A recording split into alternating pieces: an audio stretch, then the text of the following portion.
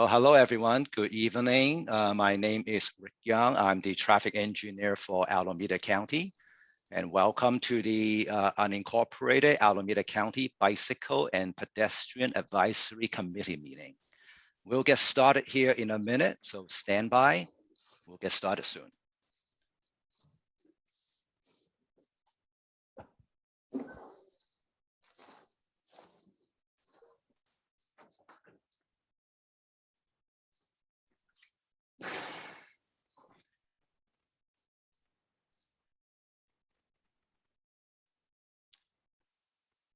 Hey, Halima, I see a couple panelists on the attendee side. If you can go ahead and promote them, I will get going with my introduction, okay? Okay, I'm promoting them now. All right, thank you very much. Okay, well, hello, everyone again. So welcome again to our Bpac meeting. Today is June 23rd, Thursday. And once again, my name is Rick Young, and I'll be hosting tonight's meeting. Before we get started, let me take care of a few reminders item. We are conducting tonight's meeting remotely by teleconference. Teleconferencing guidelines were provided with the meeting agenda. If you are experiencing any technical difficulty, you may call our help desk at 510-670-5755. Once again, that phone number is 510-670-5755. The general public will have an opportunity to provide comments when I open public comments for each item on the agenda. If you would like to provide comments, please raise your virtual hand and I will call on you. If you're joining us by phone, you may raise your hand by dialing *9. Each member of the public will have up to 3 minutes to speak. And lastly, let me remind everyone that this meeting is being recorded. Okay, let's go over tonight's agenda. We will begin by calling the meeting to order and conduct a roll call. Next, we will move on to our public comment section when the public may provide comments on topics that are not on tonight's agenda. We will then review the action minutes from our March meeting, followed by our 3 presentations for this evening. And after the presentation, I will adjourn the meeting. Okay, let me stop sharing my screen. So for the record, it's Thursday, June 23rd. It is now 6:03 and the meeting is called to order. Halima, I'll let you conduct the roll call. Arvin Amadi, David Berman, Sharon Bohoman, Present. Shanita Chu, Present. Bruce Doogie, Present. Rachel Factor, Daniel Leary,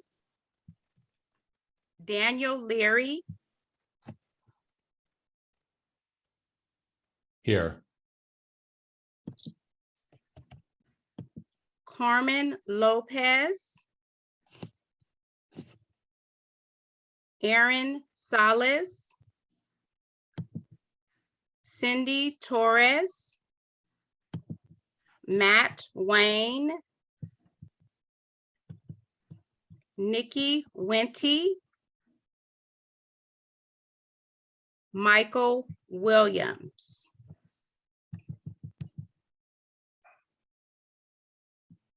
Crystal Wang. Here. Michael Williams here. Sorry about that. Okay, so we have 6 people. Okay, before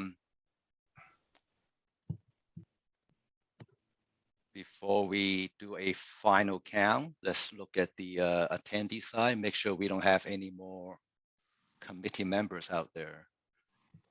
Okay, so we have only 6 members, so looks like we do not have quorum tonight.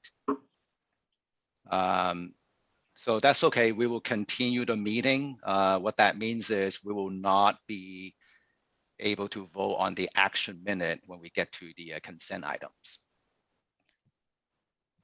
Okay. Excuse me, Rick, we have Cindy Torres now.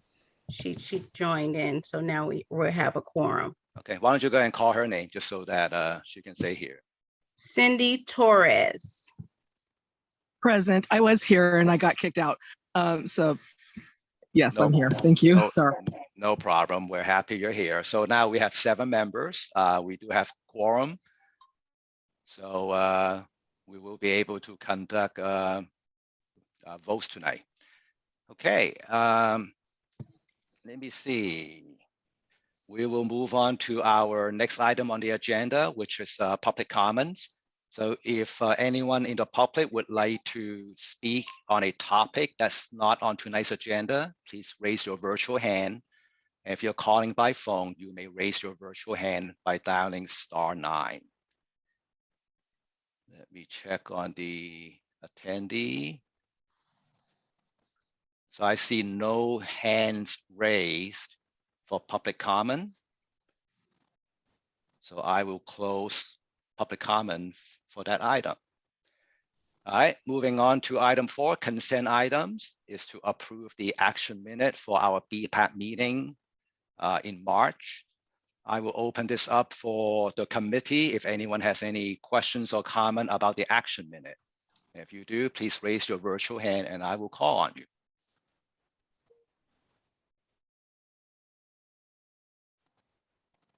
Dan, go ahead. I move for approval of the meeting minutes. Okay, thank you, Dan. Can I get a second?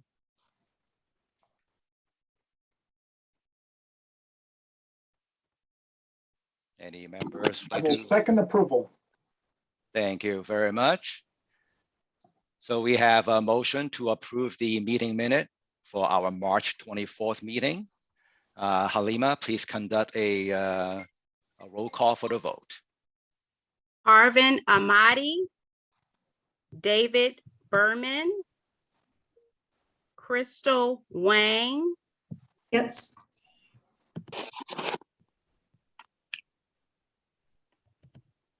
Sharon Bohoman, Yes. Chanita Chu, Approved. Bruce Doogie, Yes. Rachel Factor,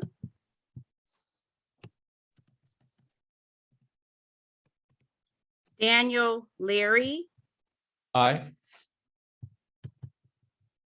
Carmen Lopez, Aaron Salas, Cindy Torres, Yes. Matt Wayne, Nikki Winty, and Michael Williams. Yes. Okay, thank you, everyone. So we have 7 members present. We have 7 yes, 0 no. So the action minute is approved. All right. Moving on to our presentation. So we have 3 presentations this evening. The first one, we're honored to have Supervisor Miley with us tonight to go over the Bpac survey that was conducted a while back. So Supervisor Miley, I'll turn this over to you. Hey, thank you so very much. So good evening, everyone. It's good to be here. I have not attended a Bpac meeting. My staff has been monitoring the Bpac, as well as talk with Daniel periodically when I meet with him monthly about what's going on at the Bpac as well. So I'm going to talk a little bit about the survey that my office conducted, why we conducted the survey, and give some thoughts about the Bpac. You know, I appreciate the fact that 9 of you did respond to the survey questions that were sent out. So that I'm very grateful for that. It was very informative to get your responses. I wanted to conduct the survey just because I've been hearing some grumblings from some Bpac members about the Bpac. And for me to kind of ascertain whether or not there was any merit to some of these grumblings, I wanted to conduct a survey just to kind of give everybody an opportunity to weigh in. And as I said, my office, my staff, both Tona Henninger, my chief of staff, and Ashley Strasberg, who works out of my Cache Valley office, we talked to Daniel about these matters at various times as well. Historically, the Bpac came about as a result of the Board of Supervisors approving the new pedestrian master plan a few years ago. And prior to that time, there was and it's still in existence, bike walk Castro Valley. And I thought maybe with the adoption of a new pedestrian master plan, bike master plan, it might be good to have a Bpac that would be responsive to providing input to Public Works on bike ped issues and matters throughout the unincorporated area. Initially, I was just concerned about the urban unincorporated area, but then it was brought to my attention. I don't know if it was Supervisor Haggard at the time, but it was brought to my attention that we need to include East County as well, the area of East County. So when we formulated the Bpac, it was put together as an unincorporated area, a bike ped advisory committee for the unincorporated area of Alameda County. We took a look at other Bpacs that were in existence and tried to learn from what was presently out there. And instead of creating a commission, because this isn't a commission, it's a bike ped advisory committee that's advisory to the Public Works Agency. And I'll talk a little bit more about that a little bit later on. But this is not a commission that's been appointed by the Board of Supervisors. And I'll kind of give you a little more distinction about that as well when I get into the questions. So the questions. So we created this as kind of like a next step in trying to provide more citizen engagement with the Public Works Agency and more or less kind of official citizen engagement as opposed to just being all willy-nilly to the Public Works Agency around bike ped matters. And so this was a step in that direction. And Supervisor Wilma Chan at the time, and she's unfortunately, everyone knows she's passed away to all of our sorrow and regret, was very supportive of creating a bike ped committee, because I conferred with her quite a bit on this before I went to the Board of Supervisors. So that kind of gives you a little bit of the background. And the bike ped committee has been around, if I recall correctly, maybe for a little bit more than a year or so. So with the questions, let me just kind of go through the questions and kind of talk about what I've heard. So has your experience on the Bpac been, how has it been thus far? That was kind of a mixed response, although most people said the experience has been good, although a few people did respond that they had some challenges with it. But most people felt that it had been good. It's been a good experience. Then, do you feel that the time spent on the Bpac has been beneficial? Once again, most people felt it had been beneficial, but there were some people that felt that they've had experiences that have been uncomfortable, awkward, frustrating, being a part of the Bpac. And some of this, I attribute to kind of growing pains trying to get a better sense of how to interact with the agency, the members of the Bpac, how to interact with one another and how to interact with the agency. So I attribute some of it to that, but also attribute some of it to, for lack of a better word, some personalities as well. And that kind of gets us to one of the other questions that, the issue around has it been beneficial? Some people have felt that there's been maybe at least a person who has been more, what's the word, challenging and expressive and dominating of Bpac meetings than others, and not giving others an opportunity to interact and talk about their concerns, their issues, and to express their opinions. And people felt that to be a very frustrating experience. Then when we get to question number 3, what items would you like to see on the Bpac agenda? I mean, it was pretty universal, pretty much universal, that folks really want to see projects come to the Bpac. They want to see projects come to the Bpac. They want to have input on projects. They want to discuss projects. They just feel that that's really, really important. They have an opportunity to do that. And that was pretty universal from the responses that I read from Bpac members. What improvements would you like to see on the Bpac? Well, folks want to have more meetings. They feel that 4 meetings a year is not sufficient. Like to see it go to 5 or 6 meetings. And I think that is very admirable that people are willing to put in the time and the attention, because you're all volunteers, to go from 4 meetings to maybe 6 meetings a year. But I do think based on the surveys, folks also want to make sure that those meetings are run well, that it's not a waste of their time, that they're looking at projects, and that there's a sense of decorum, which allows everybody to kind of engage on projects. And they also want to make sure that projects aren't just limited to the urban unincorporated area. There need to be projects that are discussed that deal with the rural unincorporated area. There need to be transit type projects that are dealt with, so that it's not all just narrowly focused in terms of the projects. What improvements would folks like to see on the Bpac? Well, one improvement is the fact that people would like to see a member of the Bpac chair the Bpac.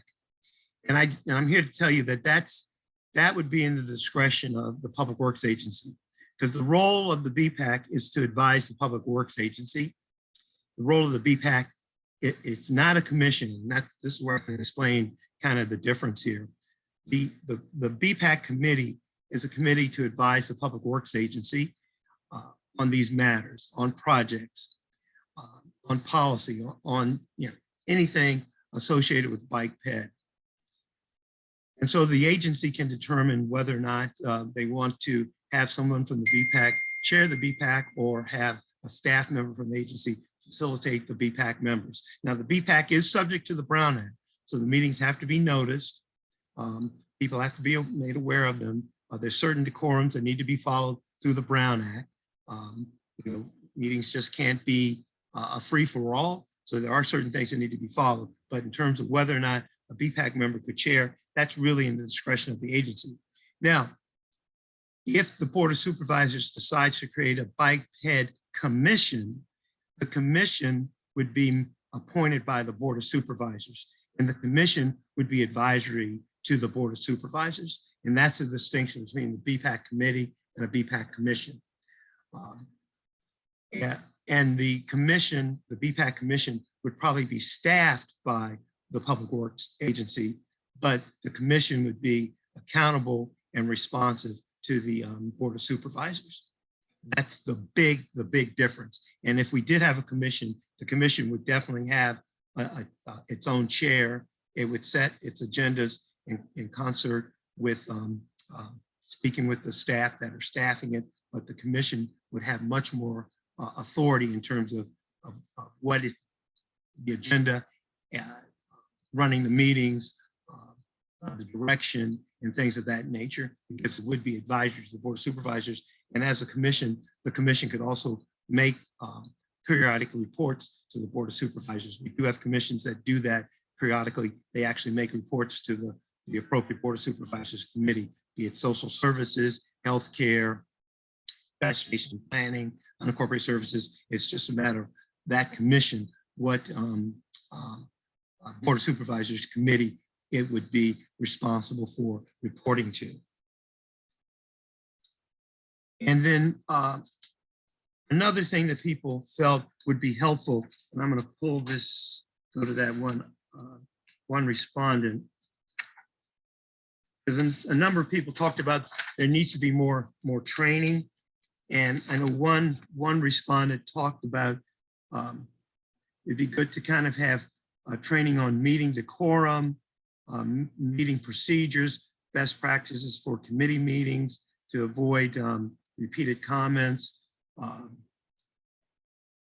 training on project delivery, project prioritization. So there was kind of a theme going through some of the responses that there should be more training provided to the Bpac members to provide more improvements. Another thing that sticks out in my mind from having reviewed the surveys too is there was a concern, at least among a couple of Bpac members, that serving on the Bpac committee with citizens and also having agency people, when I speak of agency people, I'm thinking about paid staff who represent agencies, is kind of a challenge. And we set the Bpac up the way it is as a committee to be advisory to the Public Works Agency so that we can have the input of the community, of citizens, as well as the school districts and other potential entities that might be concerned about bike ped issues. So that's why we kind of combined everybody together. I think if the board were to create a commission, we would have to kind of think through whether or not this same configuration works well, or whether it would be restricted maybe to citizens from the community. And then if we wanted to have agency type people, maybe we create like a technical advisory committee to the Public Works Agency, as opposed to having staff from different governmental bodies sitting on the commission. But I haven't quite, thought that through carefully enough. But I know that came up as a concern, the mixture of citizens from the community with staff from various agencies. And then most people didn't necessarily need to meet with me, and I appreciate that. Thank you so very much. Not that I'm opposed to meeting with you. I will meet with you for sure, but my schedule is extremely busy. And I've told my staff I wish I could clone myself. Even with my staff, it's beyond capacity at times. But there were some people who indicated that if I wanted to reach out to them, they'd be more than happy to meet with me. So that, there's always that option. Now, in terms of the next steps, I just want to say that I'm going to be convening a work session. I think I'm going to hold a town hall type work session on complete streets and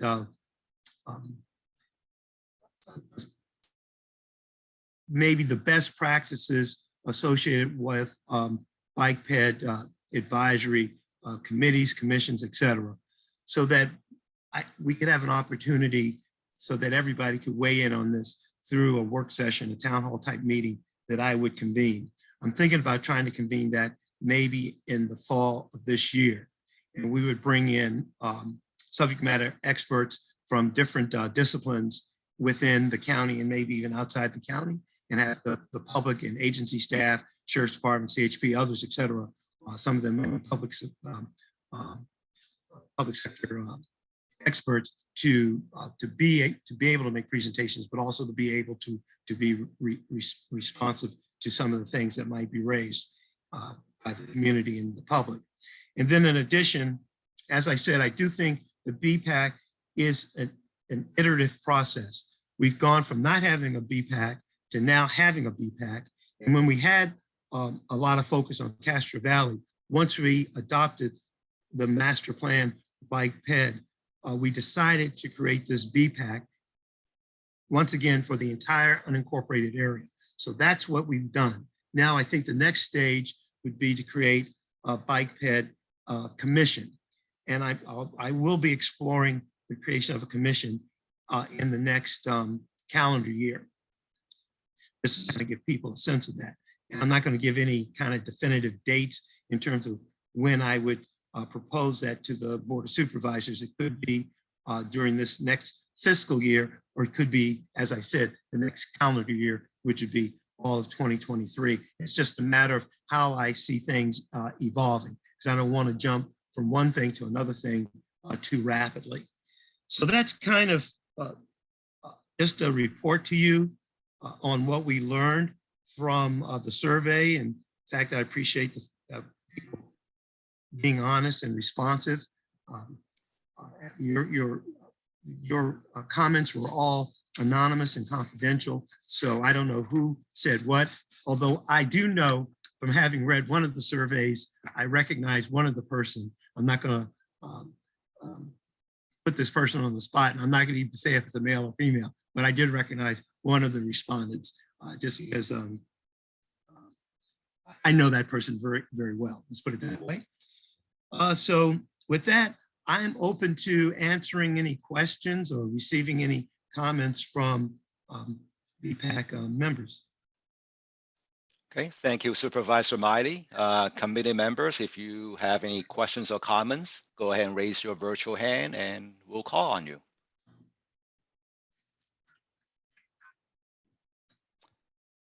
Okay, I don't see, oh, there's one. Michael, go ahead.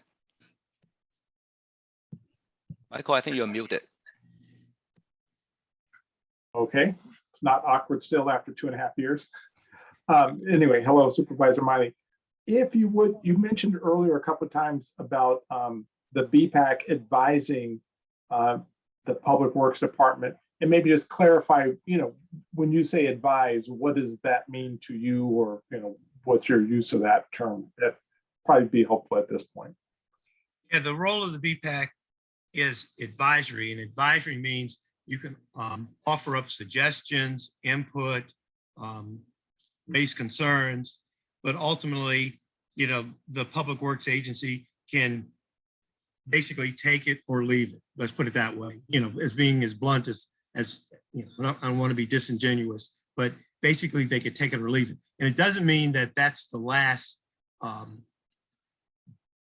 they are the final authority on that, because, you know, the Board of Supervisors, we hire the Public Works Agency director, and we do have the municipal advisory councils, which are also advisory, and we do have Board of Supervisors committees that things could be appealed and discussed at a higher level if necessary. But clearly, it's to provide input, suggestions. I would hope the agency would have an open and transparent ear to what Bpac members have to offer, and would not be dismissive of your suggestions. And if the agency doesn't agree with you, give you, feedback and rationale in terms of why they don't agree with you.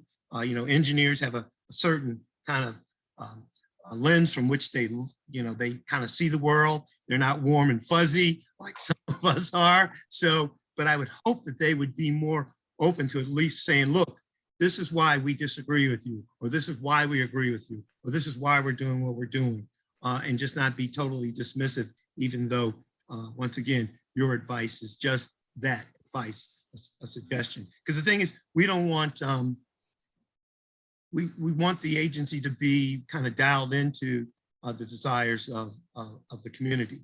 And clearly the Bpac as an entity doesn't speak for the entire community, because I think that would be a disservice to say you speak for the entire community. But I would think you are a barometer of maybe what the community might be thinking. And if you aren't, then the agency has other ways of trying to ascertain what's the thinking of the community in terms of what should be done. And then also, does this align itself with the agency's thinking around best practices engineering, public safety, and things of that nature. Okay, yeah, it's fine. Thank you. Appreciate that. All right, thank you very much. Anyone else? Bruce? Oh, yeah, there you go, Bruce, go ahead. Thank you. I just want to comment. I love this idea of a town work session on best practices and complete streets. I think that would be fantastic. Looking forward to it. Thank you. Yeah, Bruce, I think I want to do that just because I've kind of heard grumblings and some concern about whether or not the the agency talks about complete streets and their philosophy associated with bike ped and matters. And I know I'm not saying this is universal, but I know I've heard grumblings that folks don't necessarily believe that there's a lot of value in that. And so I just want to use my authority as a county supervisor to be more transparent and see whether or not we can provide more direction relative to complete streets and bike ped matters. Yeah, I think it would be great because I think there are definitely, I think it's a new concept to a lot of people. Yeah, so I appreciate it. Thank you. Okay, And thank you. I want to be honest with the folks too. Sometimes I'll ride my bike and I get a little annoyed with drivers. But then when I'm a driver, I try to be conscious of the cyclists, but sometimes I get annoyed with them. So it depends on what mode I'm in to determine whether or not who I get annoyed with. Okay, any other comments or questions from our committee members? Okay, I don't see any hand. Let me open this up to the public and see if we have any public comments. And members of the public, if you would like to speak, please raise your virtual hand. And if you're calling by phone, you may dial *9 to raise your hand. So I don't see any members from the public who would like to speak. So I'm going to close public comment section for this item. Going back to the panelists, I see, let me take that back. I see a comment from CHP. Go ahead, Officer Jackowitz. Good evening, can you hear me? Yes.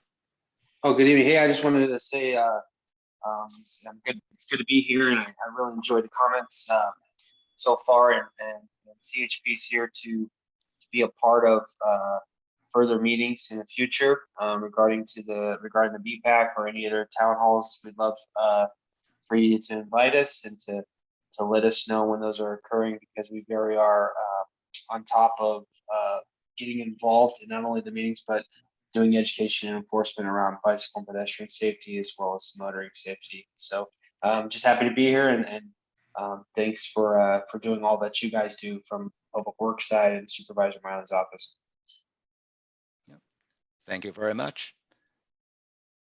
Okay, well, I think that's all the questions and comments that we have. So Supervisor Miley, thank you again. Thank you for conducting the survey and sharing giving us some feedback.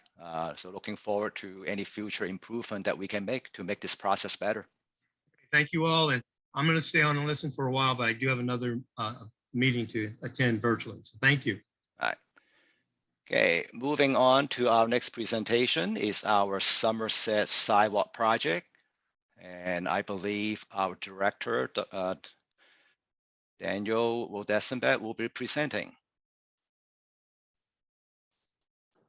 Yes, let me see if I can share a screen. There you go. Can you see it?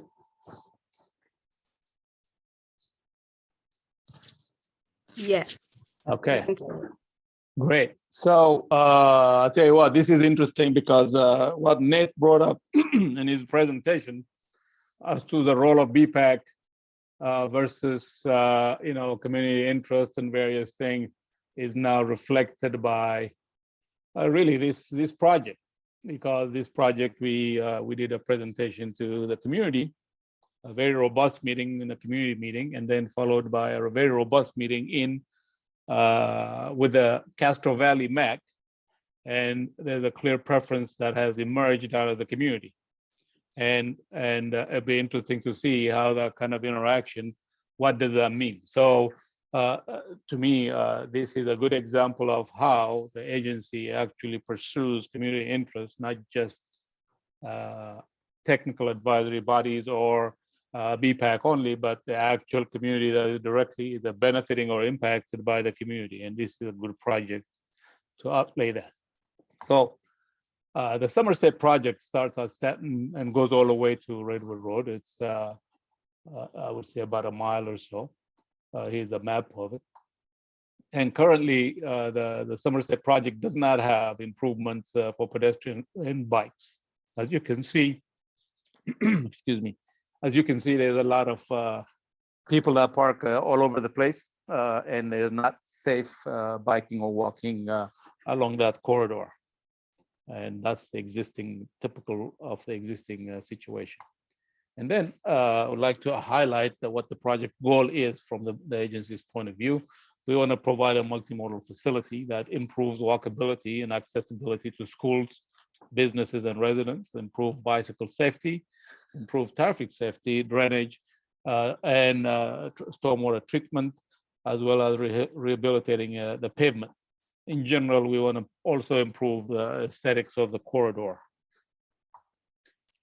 In terms of improvements, we want to have a continuous standard concrete curb and gutter sidewalk. It needs to be ADA curbs to make sure ADA compliance, bicycle facilities, intersection bell bouts when possible, high visibility crosswalks, stormwater treatment measures like bioretentions, and drainage facility improvements. Whenever possible, put rapid flashing beacons at crossings, and of course, mill and slurry seal the road. And if, depending on the choices, street trees could be an option. We presented about 3 design alternatives to the community, and both at the community meeting and at the MAC. And I'm just going to briefly go through those alternatives. Alternative 1 is basically to provide a class 3 bike route and retain parking on both sides of the street. This is, as you can see visually, what a class 3 bike route looks like. It shares a road type of scenario. And we have a 50-foot right of way. And if you look at the cross section, this scenario looks like you have 2 travel lanes. You have 2 parking on either side and sidewalks on both sides. This is the alternative 1. And the alternative 2A and 2B consider removing parking only on one side and keeping the parking on one either north or south side. In this scenario, they will afford us to put in class 2 bike lanes without any buffer.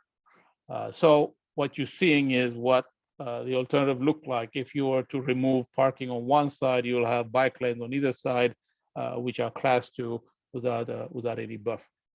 And this was the alternatives presented to the community. In a cross-section mode, you can see this is what it looks like. You have parking, in this case, on the right-hand side of your screen, and then the 2 travel lanes, and then you have the sidewalks as well as 5-foot bike lanes.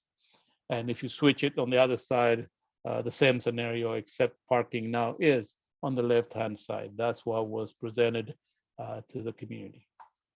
And this is what the alternative 3, the last alternative, which is, in this case, we will provide a class 2 with buffer and eliminate parking on both sides. This is the third alternative, and this is what the depiction looks like. In this case, you have bikes, bike lanes, sidewalks, bike lanes, buffered bike lanes, travel lanes, and street trees. And as you can see in the cross section here, you have no parking. So you have a 2-foot buffer for a 5-foot bike lane on either side, and provide walkways, sidewalks, as well as street trees. And this is alternative 3. So if you were to summarize, you have alternative 1 that has a bike lane that has no class 2 bike lane. It keeps on-street parking and bulb outs. There will be about a 6-foot sidewalk, and there will be no street trees. Alternative 2, removing either side of the parking, you will have a class 2 bike lane, but no buffer, and you'll have street parking on one side, bulb outs on selected areas, and you have a 5-foot sidewalk. However, there will be no street trees. Alternative 3 is will have a class 2 bike lane with buffers. There will be no on-street parking on either side. Bulb outs are not implemented, and sidewalk will be 7 foot, but there will be some street trees in this scenario. So these are the 3 alternatives that was presented at the community meeting. And then what we did was we went out and did a parking and a bike count, a parking analysis and a bike count, and we presented this at the MAC, at the Castro Valley MAC this past Monday. And this is our bike count. The bike count is we found that an eastbound 24 hours, there were 40 bicycles, and westbound there were 49. And then when you look at the peak hours, in the morning, eastbound is 7 a.m. to 9 a.m., there was 22 bikes, and 2:30 to 4:30 p.m., there is 23 bikes. And clearly this one shows you that some of these are kids going to the high school and the other schools. So the peak hours are reflective of the time when schools are open and closed. Then on a street parking analysis, there were 96 parking spaces available on the north side of the street and 109 on the south side of the street. Our analysis on average shows that under current counts, parking demand could be accommodated on either side. Removal of parking on the north side, however, will result in loss of 96 spaces. And removal of parking on the south side will result in a loss of 109 spaces. So we looked at this in a more detailed by the hour type of analysis, but I'm going to show you, instead of talking about the existing count, what it looks like when we decide to remove parking on one side or another. And this is removing parking on the north side. And as you can see on the northern block, the two block 2 and block 4 right here have 0 parking, which means all the parking that was on the north side is now transferred to the south side. And when we do that, this is what you see. On a typical, the red ones tell you anything about 100% or more. So there are times that the parking will be fully utilized in the south side, and occasionally 125% right here, you'll have parking demand that exceeds availability when you do this. Same thing along the block 3 and block 5. So you can see on block 5, sometimes about on average, there will be some 100%, but later on in the evening, you can see about 117%, which I assume when people get back to work, to home, that's the demand that you're looking at. So when you look at further along the corridor, you can see some areas have a substantial utilization. Other areas have actually no excess parking demand because of the loss of parking on one side. So you can go all the way through to the end, which is Redwood Road. The next slides will tell you what happens when you eliminate the parking on the south side. When you eliminate parking on the south side, as you can see on the first 2 blocks, you can accommodate most of them within that area. Only about 630 is about 100% demand, otherwise fairly decent. Here, a very small availability, it will be fully occupied at 100%. And then you go on and you say all the way through to the Redwood Road, you can see the loss of parking on the south side results in some degree of higher occupancy in some areas. In some areas, it is able to accommodate the switch or the elimination of parking on either side. So this was what was presented both to the community as well as to the Castro Valley MAC group. So in addition to presenting this, and I'm telling you, there was a large participation among community members, board meetings, and very robust discussions. So the Castro community meeting was held in April 26th. And like I said, the MAC meeting was this just past Monday on the 20th. So we did a polling at the end of the community meeting, and we asked people to give us their choices of the various alternatives. And these were the first choice that people have provided. Clearly, most people chose alternative 1, which means they want to keep the parking. They do not want to lose parking. That's what they said. And it is split about 50-50 as to which other options people have at their first choice. But clearly, most people chose class 3 bike route with parking on both sides. This is the distribution of who voted for what. And clearly you can see under alternative 1, most of the people that voted for alternative 1 actually were residents of Somerset Avenue. These are the folks that are directly impacted by either loss of parking or provision of or additional loss of parking or the bike lane facility being available. So you can clearly see that there is a certain distribution of who voted for what, and the residents of Somerset clearly indicated that their preference is alternative 1. So this is what we got out of the community meeting. When we went to Castro Valley MAC after we did the presentation, I asked the MAC to do a straw poll and give me what their preferences are. Interestingly, the Castro Valley MAC members also, out of a majority of 4 votes, and you can see the distribution there, preferred alternative 1, similar to what the community was asking. However, they modified a little bit of their argument by saying, alternative 1 need to be modified such that we can use a 5-foot sidewalk rather than the 6 feet, and allow us, if we do the alternative 1 at this time, maybe sometime in the future, as community members maybe change their preferences or the need changes, however something happen, we will be able to convert to either alternative 2A or B. But at this time, the preference is to keep alternative 1 with the capacity sometime in the future without doing a lot of work, convert them into 2A and B. And in this case, by keeping the sidewalk at 5 feet and building it as such, if we have to change it in the future, it will only be a matter of restriping the same pavement without constructing any more of the roadway.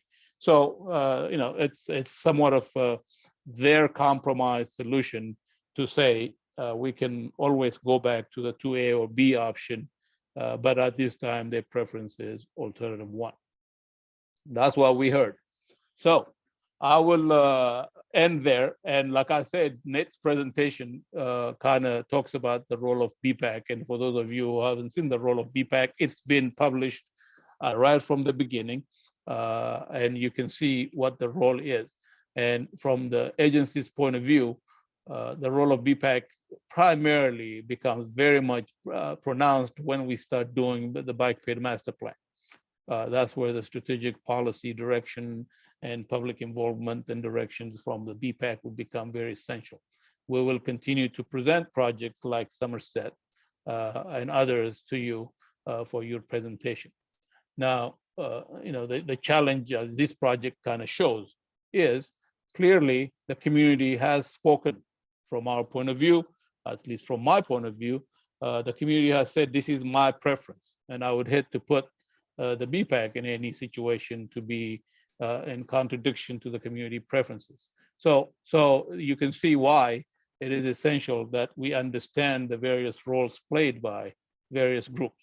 What are the role of the MACs? What are the roles of the Bpac? What are the roles of the board of supervisors?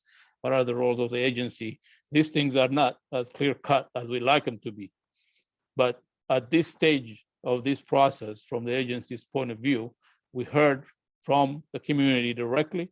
We heard from the people that sat down and listened to the community and represent most of their own communities within the Castro Valley area to say our preference is alternative 1. You are the Bpac, most likely. Some of you are an advocate, as advocates of bicycle pedestrians, might have another choice. The question is your voice of a higher preference than the community itself? So that is the kind of stuff that this kind of project present. These are the challenges this project present. We might have people in this body that said, hey, we would like to see alternative 3. We don't need to park cars. We need to eliminate parking. But the community said otherwise. So this is the kind of challenge we're faced with whenever these kind of things happen. So it's a clear understanding of what the Bpac role is very essential. It is an essential element. So I would leave it at that, and I will entertain any questions people might have. Thank you. All right. Thank you, Daniel. See, we have a few hands up. Let me start with Sharon. Go ahead. Oh, I just wanted to say, first, Daniel, thank you so much for that presentation. As you started, I was like, oh, wow, this is interesting. And I was really glad to hear that the community there was heard, because ultimately it comes down to those people who actually day in and day out live there. I used to work 4 years. I taught classes at Castro Valley Performing Arts. Many times I rode my bicycle there, but taking parking away from either side of the street, I would think would be problematic from at least my experience from the time that I worked on Somerset. So I'm really happy to hear that the community has really made their voices heard. And I agree that the alternative one, at least at this point in time, is probably going to be the solution that's going to work for that community. I ride my bike on Somerset all the time. I haven't had any issues by not having protected bike lanes or anything. And so I just wanted to give that input and feedback. Thanks. Thank you, Sharon. Next, we have Bruce. Bruce, go ahead. Yeah, I just want to point out actually that the majority of the community was requesting parking to be removed. So it's a little bit unfair to split the parking removal into a total parking removal and partial parking removal. So the survey actually showed that 52% of the community wanted parking removed. They were basically asking for bike lanes of some kind.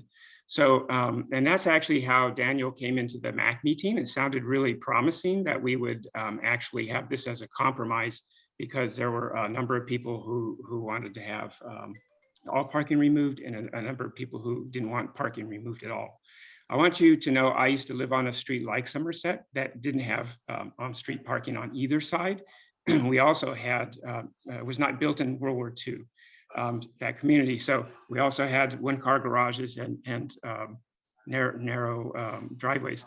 But the other thing is, this is part of our bike network. This is part of our plan. If we don't have bike lanes on Somerset, then we're not able to link to eventually to Redwood and to Lake Chabot. This is a critical element in the multimodal movement of people. And so, and this also falls in line with the climate change, the climate documents that we have as well. So I just think, and the MAC members are just, they don't represent the community. Daniel just got done saying that we don't represent the community. The MAC members also do not represent the community. They're not voted in, so they do not represent the community. So I think that the second alternative is by far the fairest to everybody. Thanks. Okay, thank you, Bruce. Anyone else from the committee with questions or comments? Okay, if not, let me open this up to the members of the public. I do have one more comment. So there was, I just want to mention that Public Works has removed parking in many, many places, and even along Redwood for bike lanes. So it's near the BART, south of BART. So there's a lot of places where they have already removed parking, and a bunch of it is on Redwood. Every time you have a center turn lane, parking is removed, residential parking. Somerset already has parking removed near Stanton and near Lake Chabot Road. Santa Maria has it removed where I live, which is by the high school during the day, and also at the post office. So parking removal is not a new or radical or crazy thing. Thanks. Okay. So let me open. Hey, Rick, if Yes, I may, I think one of the things that I would suggest, and this is an observation both from the community meetings and the MAC meeting, is in order to accomplish this win-win kind of solutions in the community, where the community is satisfied with what they get, and we also provide multimodal facility, I think we need to start looking at a more cooperative approach to this solution. Going out there and telling the community, I'm not willing to pay for your parking, subsidize your parking, and then the community saying, I'm not willing to subsidize bike lanes, you don't pay a dime into the gas tax and all that stuff, is not a win-win solution. My observation is there were a few people that would have gone and supported a few things until people start attacking the motives of these folks. Look, these are residents, the residents along Somerset, and I've been very clear from the beginning. All of our projects, whenever we do a project, the people that are directly impacted by the project should be receiving a higher degree of sensitivity. And I do appreciate the first speaker's comment. We need to listen to the community and at least empathize. We need to ask, well, what can we do to optimize your parking need rather than attacking them? I'm not willing. These are folks that have been there in their homes for 40 years. These are elderly people. And I've received a lot of emails. The reason I'm sharing this to you is there were a lot of people that are genuinely concerned. Look, I'm 80 years old. I'm not as mobile as I was. I can't go across the street. I have a disabled person in my house. How do I get people to come and service? These are legitimate concerns. These are not ideological debates. So I think we need to start being sensitive to advancing our interests in terms of bike ped, while at the same time being sensitive to the interests of the community. And the Bpac is an advisory body that advises us. But if you ask me, I would listen to the MAC when it comes to how to determine the community's interest. I would listen to the community meetings in order to determine what is the community's interest. Because in my judgment, the Bpac is taking advisory and there's a certain amount of bias toward advancing bike ped. And I appreciate that, and we appreciate your feedback. But we have to listen to the community, and some of these things is the reason I said earlier when I started out, that's the kind of thing that puts you in a conflict when you have multiple parties looking at the same thing. So I think from my point of view, I just want to make it clear from the agency's point of view, we heard clearly from the community that says alternative one is our option. And I think we need to start being sensitive to the community so that we can advance a win-win solution that is acceptable for all. Thanks. Okay, thank you, Daniel. Let me go ahead and open this up to the public. We have one speaker. Let me unmute you.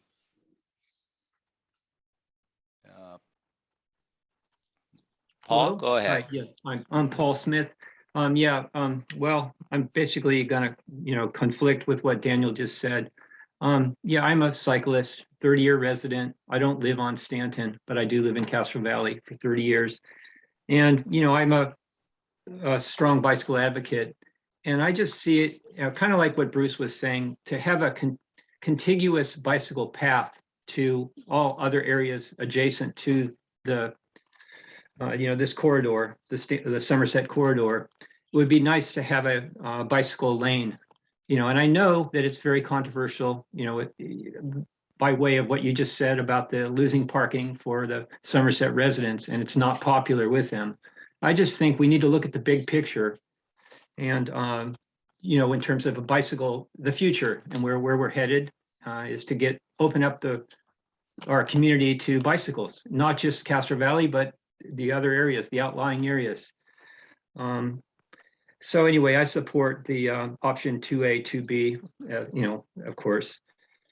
Again, I know that's not supported by the residents. Somerset, it's a major thoroughfare and a nice flat bike alternate corridor. And it keeps cyclists off the main Castro Valley Boulevard area. And it's also a conduit towards getting to other areas, Fairmont Drive, Lake Chabot Road, etc., down to Foothill and Hayward. So anyway, that's my 2 cents. And I just wanted to, I didn't get a chance to speak. I was at the meeting on Monday, but I didn't get a chance to say that. Thanks. I appreciate the opportunity to speak. Thank you, Paul. All right, I think that is all the comments we have from the public side. I do see a raised hand from the committee member. Sharon, you have something else you want to say? Yeah, I just wanted to add, I appreciate, there's a lot of Daniels on the call tonight, but I appreciate what both Daniels have contributed. And I wanted to sort of just draw out something that our CHP officer, Daniel Jackowitz, brought up, and that is the importance of bicycle education and safety, both for cyclists and for automobiles. Obviously, there are going to be some areas that do not have the infrastructure already in place to support, having the kind of bike lanes we would have. And while it would be great to make that connection between Lake Chabot Road and Redwood Road, which I've ridden many times, and I usually ride over from Ashland, so I make that ride when I'm coming into Castro Valley. If we are making opportunities for people to learn bicycle safety on the roads in situations where they have to ride on roads that have sharrows, that should be part of the conversation then, but I don't think that we need to try to force a bike lane on every single street. It is possible to ride safely if we don't have the infrastructure to support, either bike lanes or guarded bike lanes. So I just wanted to add that out there. There are other ways that we can approach it. Some of the incorporated area, they have narrower streets, and we have to be mindful of the residents that live on those streets. So I say if the residents are saying right now parking is important to them, I just want to reiterate, I think we definitely need to respect that and hear them. That's all I have to say. Thank you. Bruce, you have one more comments about this. Go ahead. Yeah, I would like to suggest to flip it around and start out, because at the MAC meeting, they talked about the 5-foot sidewalk, so that we could start out with parking, and then in the future, go to bike lanes if needed, but they are needed already, because that's part of our plan. We're not planning to put bike lanes on every street, like Sharon was saying. We have actually a plan, and that's the really important part. And so, so it's part of a network. And so if we can start out without the parking and see how it goes, because clearly all the cars will fit on one side, the parking analysis is good. And the majority, 52% of the people are actually requesting to have bike lanes. That seems to be very strong support to start out with parking removal on one side and then revert back to parking on both sides if that does not work out. So that seems like a reasonable way to go. This is a part of a network. This is a part of a plan. This is the climate action plan as well as the bike plan itself. The idea is not to put bike lanes everywhere. No, the bike, and I don't know about Sharon. I ride on Somerset all the time. I live 50 feet from it, and so I don't go anywhere without riding on Somerset. And it was very stressful for me to take my kids to school. They now walk to the high school, but it was very, very stressful. I still use it. I use it to go to the dentist. I also go to Ashland. I go everywhere, and it's very, very stressful. It's it's not even like Santa Maria, I also ride, but that one has lower volume, traffic volume. And this one has much higher traffic volume. And people will be getting blocked. Cars will get more traffic will get blocked because all those parked cars are going to move more into the center. And so it's going to discourage cycling even more than it has now. So thanks. All right, thank you very much. Thank you, Daniel, again. So I'm going to go ahead and move on to my last presentation tonight. And this is the complete street checklist for the Mission Boulevard. Stand by while I share my screen.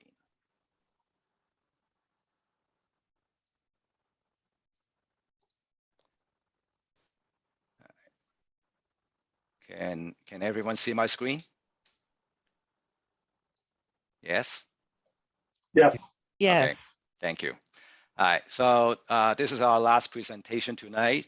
And this is a fairly short presentation. It's about the MTC, Metropolitan Transportation Commission Complete Street Checklist for the Mission Boulevard Safe and Complete Street for Active Transportation Project. Quick outline for our presentation. So first, I'm going to talk about the purpose of the checklist. I'm going to go through the elements of the checklist. And at the end, I'll take your questions and comments. So The checklist was created by MTC, and their primary purpose is to ensure the appropriate accommodations are provided for bicyclists, pedestrians, transit riders, all our road users using our transportation network. And they also want us to advance regional, plans that are in place that are supportive of mode shift, safety, equity, and greenhouse gas reductions. And to accomplish this, they have required us to submit a complete street checklist for any project that we're seeking discretionary funding, or if we need funding endorsement from MTC. So that's kind of the reason why they put the checklist out there and asked us to fill it out. And now let me go through kind of the basic elements of the checklist. The checklist actually has 7 elements. The first one has to do with bicycle, pedestrian, and transit planning. And the basic question they want to ask is, does the project implement the relevant plans that support transportation for those who bike, those who walk, and ride transit? So for the Mission Boulevard project, the project is consistent with a number of plans in our area, including our 2019 Alameda County Active Transportation Plan, the Ashland Cherryland Business District Plan, our very own unincorporated area Bpac Master Plan, and the Plan Bay Area 2050 for the Greater Bay Area. The next item on the checklist asks whether the project contains segments along the regional active transportation network, and are designs included to serve users of all ages and ability. So again, for this particular project, the location is within the regional active transportation network, and we have included a number of elements to serve all road users, especially the people with perhaps limited abilities, and also for the aging population. These include median refuge, bulb outs at certain locations. We're going to include raised and separated bike lane. We're also going to put in pedestrian hybrid beacons. Sometimes they're called hawk signals to help people cross the street. Next on the checklist talks about safety and comfort. They want us to, they want to know if we have considered traffic safety conditions and the appropriate measures to provide low stress transportation facilities and to improve safety. So very similar to the last item. Again, I'll just kind of highlight some of the features of the project that will help reduce stress for those who walk and those who bike, including, again, raised and separated bike lane. Some of those other features I've already mentioned, but we're also going to do lighting improvement, and we're going to do some tree planting to kind of improve the overall aesthetic of the community. But it'll definitely help reduce the stress for bicyclists and for pedestrians. Next on the checklist has to do with transit coordination. And so this question has to do with whether we have considered impacts to transit operation and to ensure that we are in coordination with all affected transit agencies. So for this project, we have been having ongoing coordination with AC Transit. We recognize that they do provide bus services along Mission Boulevard. Checklist item number 5, going back to the design, they want us to make sure we provide appropriate designs, again, for those who mainly bike and walk within the project area. So I'm not gonna go through these elements again, but again, very similar elements that I mentioned before. These will help improve the experience of bicyclists and pedestrians. Item number 6 has to do with ensuring equity in how we prioritize and how we build our project. So the question here has to do with whether the project will improve active transportation in an equity priority community. So the Mission Boulevard is located in areas described by MTC as high communities of concern. In the Plan Bay Area 2050, it also identifies it as a project area as an equity priority community. So we do meet this item on the checklist. The last item on the checklist asks us to bring the checklist to our local Bpac and has it reviewed. So it's a question of yes or no if the local Bpac has a chance to review this checklist, and this is what we're doing here tonight. If you want more information about MTC Complete Street Checklist, I've included their website link here. And if you want to learn more about our Mission Boulevard project, I've also included the link here, so you can go take a look. Before I take your questions, I guess I will share the actual checklist. So this is how the checklist looks like. And the way this is formatted from MTC is actually a little hard to read if I just send this out to you. That's the main reason I converted a lot of the information into a PowerPoint presentation. So with that, let me stop sharing. Let me see if there's any questions from the committee members. Bruce, go ahead. Yeah, I want to point out that the reason that the MTC created this checklist is for exactly for examples like Somerset. So Somerset is the background of Somerset is that it's a major road. So not having a bike lane on the context, that's what I was trying to say. Context is a major road, and not having a bike lane on this kind of a road is not appropriate for multimodal use.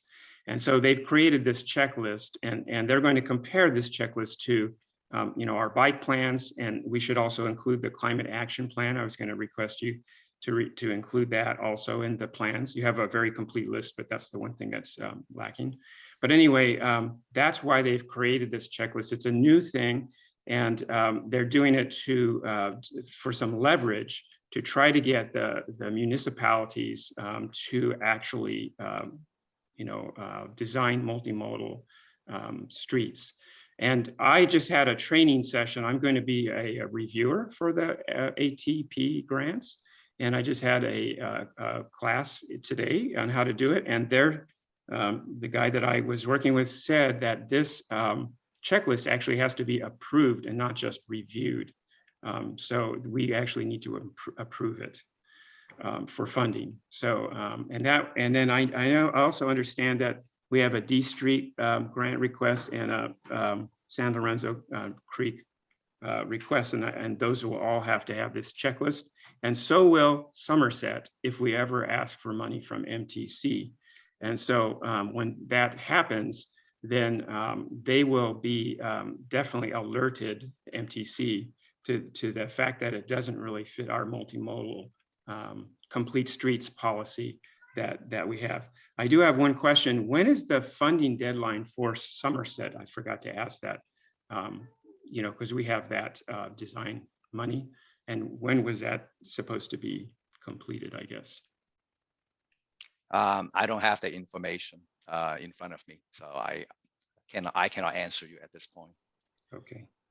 But anyway, the whole point of this checklist is to kind of keep local municipalities honest and to work off. Daniel keeps talking about